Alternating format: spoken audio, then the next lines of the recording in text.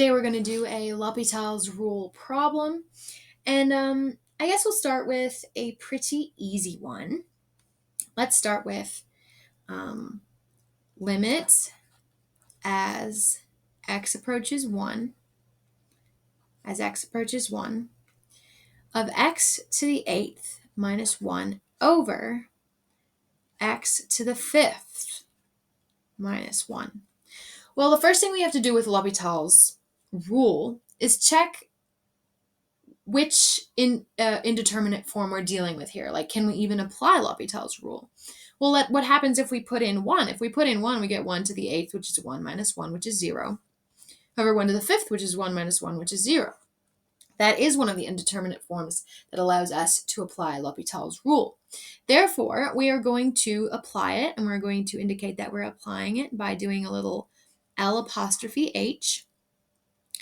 And we're going to write limit x approaches 1 of the derivative of the numerator over the derivative of the denominator. Well, what's the derivative of x to the 8th minus 1?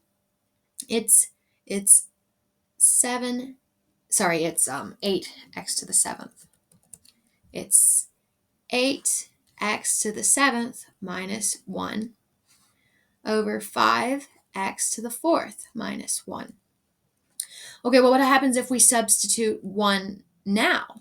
Now we get 8 minus 1 over 5 minus 1, which is 7 over 4.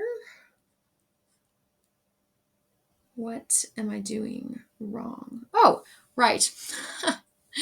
All right. Well, maybe you'll notice I definitely made a very rudimentary mistake here. And if you noticed, good for you. But what is that? It's that I just derived the first argument in both of the numerator and the denominator. 1 turns into 0. Obviously, the derivative of a constant is always 0. So this is actually going to be 8x to the 7th over 5x to the 4th. And these 1s, they fall away. So when we substitute 1, we get 8 over 5. And 8 over 5 is perfectly acceptable as an answer. So L'Hopital's rule worked. And that was pretty easy. Now, that was so easy, I'm going to go ahead and do a second one, because that's just a little boring otherwise. I'm going to do it in another color. And let's say I'm going to just put a little partition here. And I'm going to say, okay, well, limit as x approaches 0.